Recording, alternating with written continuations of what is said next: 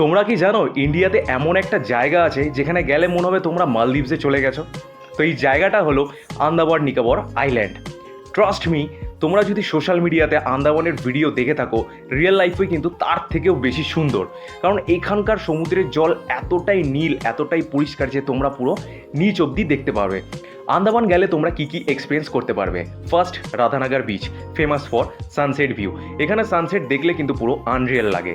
এরপর আসছে elephant beach. এখানে গিয়ে কিন্তু তোমরা স্নরকেলিং করতে পারবে। স্নরকেলিং করলে তোমরা আন্ডার ওয়াটার কালারফুল ফিশ আর কালারফুল কোরাল দেখতে পারবে। তারপর আসছে নীল আইল্যান্ড। এই আইল্যান্ডটা কিন্তু পুরো পিসফুল ভাইব দেবে তোমাদেরকে। ক্রাউড অনেকটাই কম থাকে আর নেচারের খুব সুন্দর একটা ফিল পাবে। তোমরা যদি আন্দামানে পিক সিজনে যাও তাহলে কিন্তু ক্রাউড অনেকটা বেশি পাবে। হোটেল প্রাইস, ফুড প্রাইস আর লোকাল ট্রান্সপোর্টের প্রাইসও কিন্তু অনেকটাই হাই হয়ে যায়। আর যদি তোমরা লাস্ট মোমেন্টে ফ্লাইট বুক করো তাহলে কিন্তু তোমাদের ফ্লাইটের টিকিটটা অনেকটাই হাই হয়ে যায়। তাই যদি তোমরা স্মার্ট প্ল্যান করো তাহলে কিন্তু তোমাদের আন্দামানের ট্রিপের এক্সপিরিয়েন্সটা খুব সুন্দর হবে। আন্দামান যাবার বেস্ট টাইমিং হলো অক্টোবর থেকে মে। তোমাদের এখানে গেলে বাজেট কত লাগবে? অ্যারাউন্ড 25 থেকে 40,000 টাকার মধ্যে কিন্তু তোমরা 5 থেকে 6 দিন খুব সুন্দরভাবে আন্দামানটা এক্সপ্লোর করতে পারবে। তো আন্দামান কিন্তু শুধু একটা জায়গা না, এখানে গেলে কিন্তু তোমাদের বারবার যেতে ইচ্ছা করবে। তো save this before planning your Andaman trip.